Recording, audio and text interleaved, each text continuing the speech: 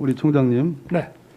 이어서 정책 질의하려고 했는데 그런 상황이 못 되네요. 제가 옵티머스 관련해서 지난 봄 어떤 일을 한 줄 아느냐 이렇게 물었더니 우리 총장께서는 저에게 지난 7년 전에 네가 어떤 일을 한 줄 아느냐 이렇게 답을 하셨습니다. 7년 전 제가 의로운 검사로 평을 했지요. 거기에 대해 조국 장관이 리트윗을 했고요. 사람에 대한 평가는 달라질 수 있는 겁니다. 그러나 사람이 달라지지 않았는데 평가가 달라지는 건 잘못된 거죠. 사람이 달라졌기 때문에 평가가 달라지는 거예요. 국정원 댓글 사건 하면서 수사에 압력을 받으셨다고 2014년 국감에서 제 앞에서 얘기하셨어요. 맞죠? 예. 지금 서울중앙지검장 하시고 또 검찰총장 하면서 문재인 정부에서 하고 싶은 수사 압력, 수사 방해 받으신 적 있어요? 없습니다.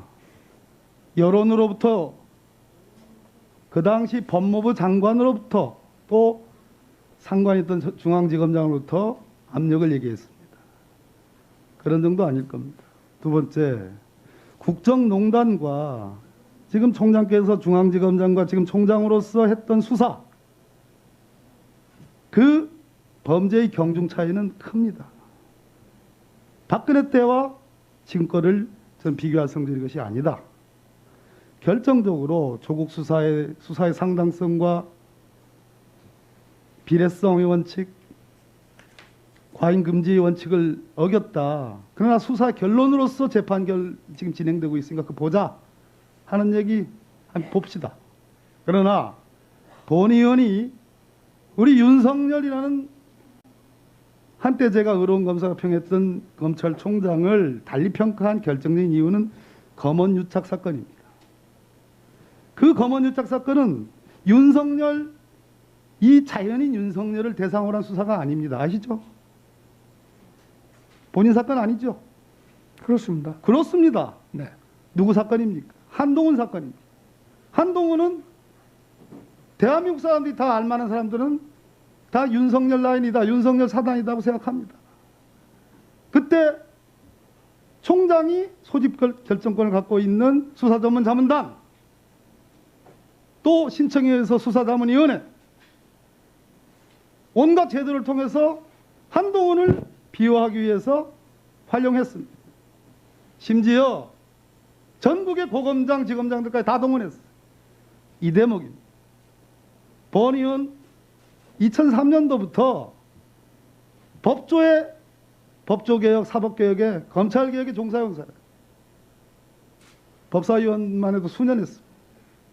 그러나 장관이 내린 검언유착 사건에서 아주 팽팽하게 수사진의 견해와 지휘부의 견해가 나눠지고 있는 사건에서 장관이 일선 수사지휘부에 내린 명령도 아니고 지휘도 아니고 감시도 아니고 관여도 아닌데 총장 본인에게 관여하지 말라는 취지의 수사지휘인데 그거를 마치 육군참모총장이 전국의 일선 지검장들, 사단장들 다 모여가지고 대통령이 항명하듯이 회의를 열었습니다.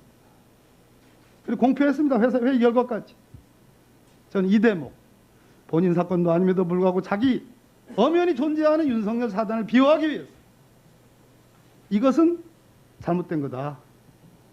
잘못된 거다. 또 지금 줄 겁니다. 들어보세요. 또 지금 나오는 라임 사건이나 옵티머스 사건과 관련해서 제기되는 의혹은 윤석열 검찰총장을 직접적으로 겨냥하는 의혹입니다. 그러면 수사 지휘 여부를 떠나서 본인이 피해야 되는 거예요. 야, 내 가족 사건도 내가 보고 안 받듯이 나와 관련된 하물며 그 사람이 사기꾼이라 하더라도, 아니 더 흉악한 범죄자라 하더라도 대한민국 민주주의 국가이기 때문에 그 사람에서 나온 말, 그 사람의 편지에 대해서 나를 지칭했으니 전관예우가 어떻고 윤석열 사단이 어떻고 검찰 조직의 부패 카르텔이 어떻고 이런 얘기를 하니 들어보자. 장관께서도 그런 취지의 수사지휘를 하니 그건 수용하겠습니다. 위법 부당한 게 아니라 보겠습니다 하는 것이 저는 제가 몇십 년 전 알았던 윤석열 연수생과 그 뒤에 검사로서 몇 차례 만났던 윤석열 검사와 그때 대구고검과 대전고검에서 좌천돼서 징계받아서 가 있을 때 봤던, 그때가 마지막입니다. 봤던 윤석열 검사와 총장이 되어 있는 윤석열 총장하고는 너무 다르다. 이건 오만이다. 어떻게 이렇게 윤석열 하늘을 찌를 듯이 이렇게 돼버렸지? 하는 생각을 갖게 됐습니다. 이 점에 대해서 7년 전 윤석열과 본인이 판단하는 1년 상관의 윤석열은 다르다. 그 점에 대해서 답을 해주세요. 위원장님 좀 말씀을 올리겠습니다. 자, 먼저 박근혜 정권과 이 정부에서의 외환 문제를 말씀을 드리면은 그때는 제가 부장검사로서 수사팀장이었고 법무부나 이런 쪽에서 좀 과도한 간섭을 받았다고 국정감사장에서 말씀을 드렸습니다. 근데 이번에는 제가 취임하고 한 6개월은 일선을 소신껏 지휘할 수 있었는데 이제 인사를 통해 가지고 제가 부당한 거를 하게끔 놔둘 수는 없지만 어떤 사건을 좀 적극적으로 수사할 수 없는 환경이 돼버렸기 때문에 이거는 뭐 외환 문제를 논하고 어쩌고 할 그런 상황 자체가 아니라는 점을 말씀을 드리고요. 그리고 채널 A 사건은 지금 현재 나온 게 없습니다. 그리고 그 당시에도 제가 그 장관의 지휘권 발동이 되기 전에 제가 우리 박 의원님께도 전화드린 기억이 납니다. 박 의원님께서도 이게 특임이 맞다 하고 언론에서 한번 말씀을 하셨기 때문에 제가 전화를 드렸고 왜 제가 그러면 특임이라도 가야 하는지에 대해서 그리고 제가 채널A 사건은 대검 차장을 주재자로 해가지고 부장들의 어떤 그 지휘 협의체를 만들어서 중앙지검에 지휘를 해라. 그 나중에 나한테는 사후 보고를 해라 이랬고요. 그 이동재 기자에 대한 것도 우리 그 부장 협의체가 구속하라 하고 서울지검에다 제가 해주고 지휘를 했으면 저는 개입할 일이 없습니다. 그런데 대검 실무진들하고 의견이 다르니 이 부장들이 양쪽 얘기를 한번 들어보자. 그래서 6월 19일 금요일 날 오전에는 대검 실무자, 오후에는 중앙지검 이렇게 와서 발표를 하기로 했는데 오전에 보고는 받았고 오후에는 제가 알기로 중앙지검 검사들이 전날 새벽까지 대검 발표를 준비했다고 하는데 무슨 이유에서인지 못 온다 하고 안 왔습니다. 그렇게 되니까 대검 부장들도 금요일 날 일정을 전부 비워놓고 양쪽 얘기를 들으려고 하는데 이제 이런 식으로 됐고 사실 그 전부터 보고도 정확하게 오지는 않았습니다. 그래서 제가 자문단 회부는 전적으로 총장의 권한이고 그럴 때 서로 법리상 증거상 이론이 있을 때 일선과 대검 사이에 그럴 때 그걸 해결하라고 자문단을 만들어 놓은 거고요. 그래서 제가 자문단에 회부했더니 또 그걸 못 받겠다. 그 위원 추천을 좀 하고 같이 해보자 하는데 못 받겠다 이렇게 되니까 아마 중간에서 이제 여러 가지 좀 상황이 복잡해지고 법무부에서는 지휘권 발동의 조짐도 보이고 우리 조남관 차장이 그 당시에 검찰국장으로 저한테도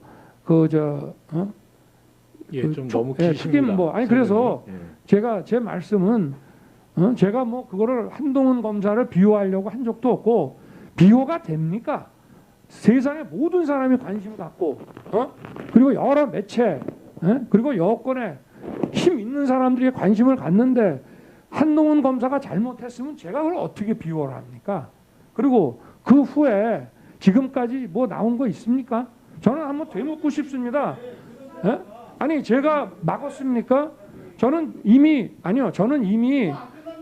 그러니까 제가 지금 비호하는 것이 아니라 그게 어떻게 비호입니까? 저는 지휘권이 배제돼 가지고 라인이라뇨. 네, 마무리해 주시고요. 박범계 의원님은 아까 말씀을 질의를 다 하신 거고. 아니 저도 제 말 하는 겁니다. 제가 한동훈 검사를 비호할 능력도 없고요. 인사권도 하나도 없는 사람입니다. 밖에서 다 식물총장이라고 그러지 않습니까? 제가 누구를 비호합니까? 비호가 되냐고요. 이게 뭐가 식물이 아닙니까? 인사권도 하나도 없는데, 예? 인사도 완전히 배제됐는데, 예? 자, 예. 인사권이라고 하는 거는 실질적인 걸 말하는 것이지. 예? 지금 하시는 말씀 표현이 다 비호입니다. 아니 그러면 의원님은 누구를 비호하시는 겁니까? 아니 얘기도 못 합니까? 아니 질문 다 끝났으니까요. 저는요, 박범계 누구를 의원님 비호하려고 그만 한 적도 말씀하시고 말씀을 충분히 이해합니다. 제가 그 당시에도 검찰총장님도 직접 그렇게 논쟁하지 마세요. 정도 표현하면 되는 거지. 한동훈 검사장이 지금 하신 표현 그 자체가 비호예요. 아니 의원님께서 저한테 말을 그렇게 하셨습니까? 예? 제가 그 당시에 의원님께도 전화 드렸고 네, 검찰총장님. 죄송하지만 윤호중 법사위원장님께도 저간의 박범계- 제가 아마 통화를 1시간 반쯤 했을 겁니다. 상황이 이렇게 왔는데 이거는 그러면 나도 자문단 포기할 테니까 이건 특임으로 해서 가는 것이 서로 좋겠다 하고 제가 저간의 사정을 위원장님께도 한 1시간 넘게 그때 한 10분만 전화를 드리려고 하다가 제 말씀을 자세히 들어주셔가지고 한 1시간 이상 제가 전화를 드린 적이 있습니다. 제가 누구를 비호하고 이럴 수가 없고 보는 사람도 많은데 지금도 자, 마찬가지입니다. 박범계 의원님 맞춰주시고요. 맞춰주세요. 그리고 윤석열 검찰총장님, 네.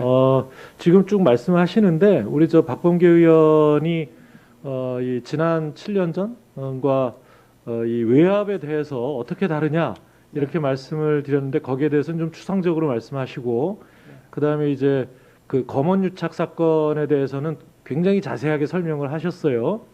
그런데 법무부 장관의 수사 지휘 이를 외압으로 생각하십니까?